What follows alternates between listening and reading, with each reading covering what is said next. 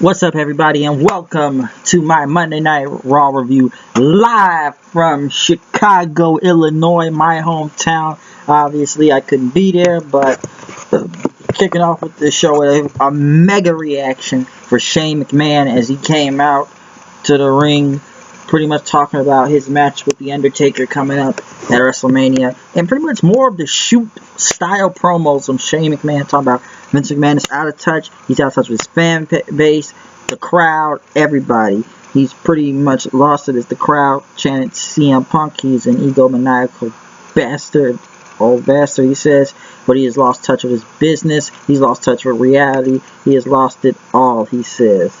And that Vince McMahon just doesn't know what he does because he watches the show with his 3 kids. So, he was ready to take control of Monday Night Raw, he said. Shane McMahon, as the crowd was chanting Shane O'Mac. And so, it pretty much says Vince has had his grasp of the authority all the time, playing backstage politics and backstabbing everybody. But that's time to stop, even though this is all a shoot. This is all pretty much the truth of what he's saying. So, that pretty much kind of goes with that. And Shane pretty much says there's a lot of guys in the back with talent, but he said it is his destiny to beat The Undertaker, he says. And he says, you don't know he's going to do it, but he has to do what he has to do. And he will bring in a new era the next night on Monday Night Raw after WrestleMania. Pretty much then The Undertaker's gong pretty much sounded as the crowd was waiting for the dead man to come out, but Vince came out then, and Vince is disappointed. He says, I bet you are, as the crowd chanted, asshole, asshole, as Vince was doing this. And then the crowd went, CM Punk, CM Punk, CM Punk, chanting him then. So, ever since pretty much they did the CM Punk chants at him, pretty much The Undertaker is going to destroy you at WrestleMania, he says. And him and Stephanie will own everything, pretty much. They will own everything. And pretty much, he had his picture from some of Worcester or something, taking Shane McMahon to his first ever WWF event and everything. So, there's a difference between Vincent Kenny McMahon and, Vincent J. McMahon, he says. And he pretty much brought his 3 grandchildren, but Shane told him to keep out of his mouth.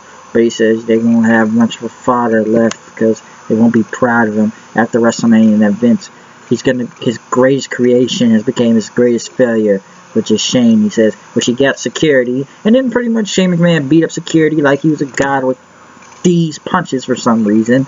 As the crowd chanted, yes, they ate it up, but this security guard thing was so weird and weak in a way.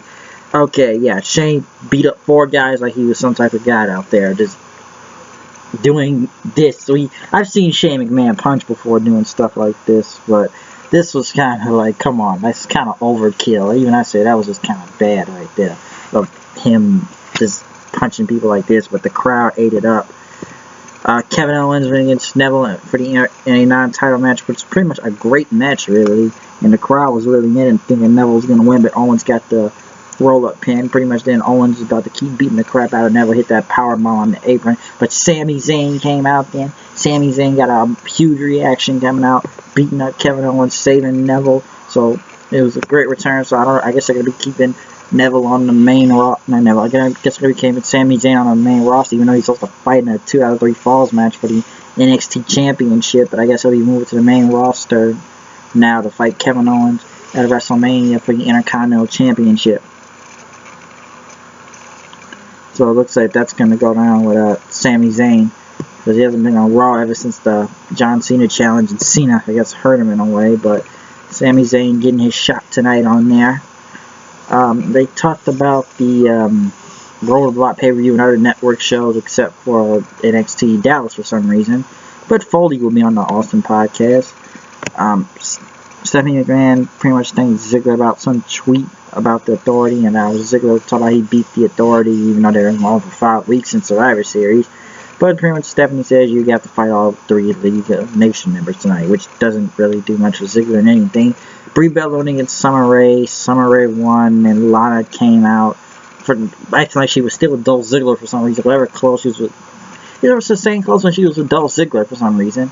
And then pretty much hit the X Factor on Brie Bell and left. I guess Lana's gonna wrestle now. Ambrose came out, you know, talking about he's gonna win the title if we get Roman Reigns. He says, I'm gonna hijack the show and everything. You know, this Saturday, Roadblock, he's gonna win the title. He's gonna be the face of the company. He said Triple H will have to do everything with him because he knows the kids don't try this on, but Triple H will do everything, ribbon cuts, everything. You will respect him, he says. Triple H came out again in a suit. You know, talking about, you know, his fantasy. He said, I didn't cover the name Roadblock. Some idiot in marketing came up with it, which is got a point. Whoever did make up this title for this little show on Saturday is kind of stupid. It's more of a speed bump than a roadblock, really. It's more of a speed bump. And yes, and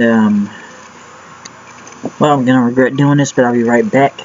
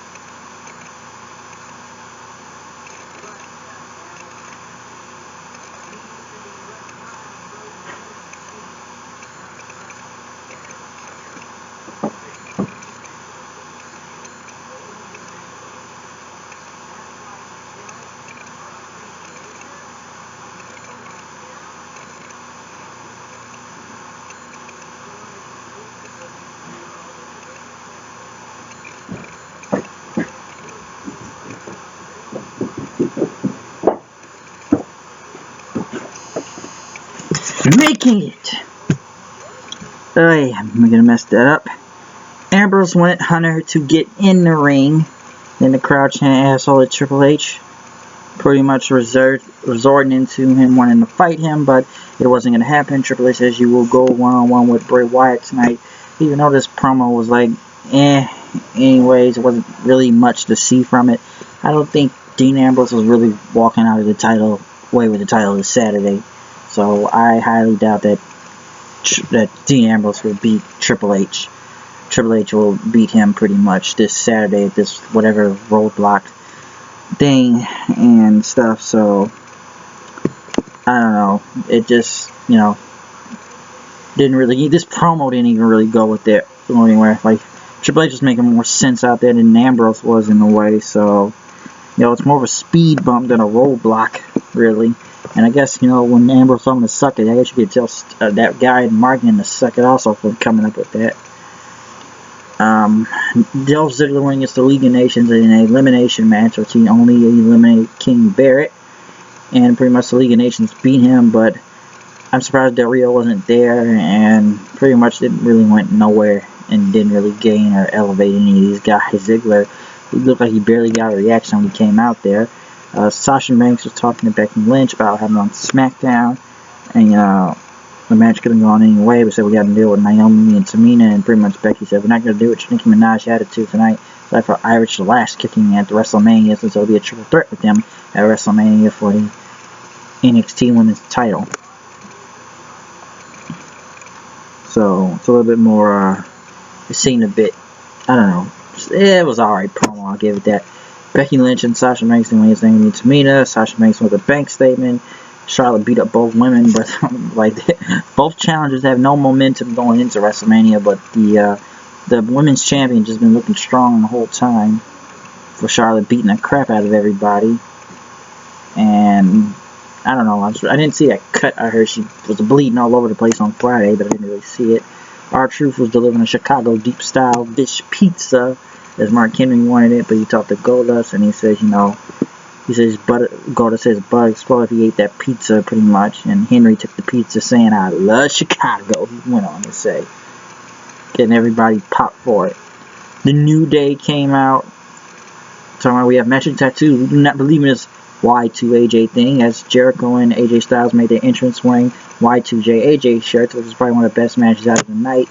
New Day still picked up the win, beating Chris Jericho and AJ Styles of Y2AJ, but Chris Jericho pretty much was pissed. He cold breakered AJ Styles 3 times and then put the shirt in his mouth. I feel bad whoever bought that shirt, because that was a waste of money and a waste of time making that a team shirt. So whoever got that shirt now kind of wasted their time and didn't really go anywhere. I guess it's a collector's item now or something, because what was the point of making those shirts if everybody knew he was going to turn heel when you look at it?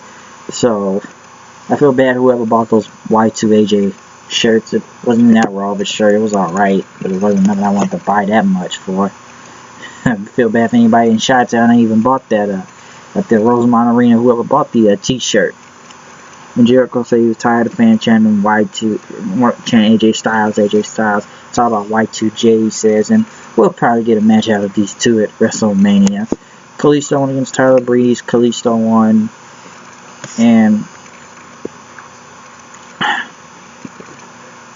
pretty much after that he was talking to I guess with Sin Cara to the back until talking about, still Rey Mysterio, Eddie Guerrero. Kalisto, I don't really see a lot. And then Ryback came out talking about, we're still in spotlight, you're in the tag team, but you don't have the spotlight, and pretty much, and the crowd was chanting Goldberg and boring during Ryback's promo, really, so it didn't really do that much, him comparing superheroes that were going to beat the social butterflies as the social outcasts, talk about the X-Men or the X-Man cometh, and pretty much, Ryback beat him with a shell shock and beat up Curtis Axel, so I honestly think nobody cared for this. This whole heel Ryback thing, okay, yeah, he's bigger, whatever, okay, what, he's doing his heel thing again. Has anybody really cared for Ryback ever since? As the fans, by the way, chanted CM Punk in him also, so shout out to the fans to chanting CM Punk and Goldberg at him, even more Goldberg chants. Bray Wyatt cut a promo, pretty much, him and Ambrose meet again, and it is a roadblock for you, he says. We'll see how dangerous it will be for you, Ambrose. Ambrose then went against Bray Wyatt, which ended in no DQ. In a DQ. The Wyatts came out, beat him up. Triple H came out then looking at Bray Wyatt then as they went face to face and was looking at each other as the crowds chanted, yes. Pretty much Bray Wyatt put his hand on the title and smiled, and then the Wyatt family left. Triple H pretty much rolled his sleeves up and took the stuff off the announce table ready to beat him up, but Ambrose did the dirty deeds and pretty much held up the belt, thinking he's going to win this Saturday, which this ending didn't make no sense, and really, because it's funny how Triple H beat the living crap out of Roman Reigns when the people cheered for him. We haven't seen Ambrose since, and pretty much smashed his face in repeatedly into the table, destroying him. Dean Ambrose somehow gets kind of back up and still fights back at least. The Wyatt family attack was a beat. I don't think nobody reacted that much, and I don't know. This ending didn't make sense. So it's like this Raw tonight in Chi-Town went in and year in out. Better Chicago crowds nowadays, but it was alright, especially with the CM Punk and the asshole chance. So it was an alright episode of Monday Night Raw from Chicago. So we'll see what's coming out this roadblock thing this Saturday. Will I do live reactions? Maybe, if it's worth the time. But I'm out of here. I'll see you guys later. Peace out.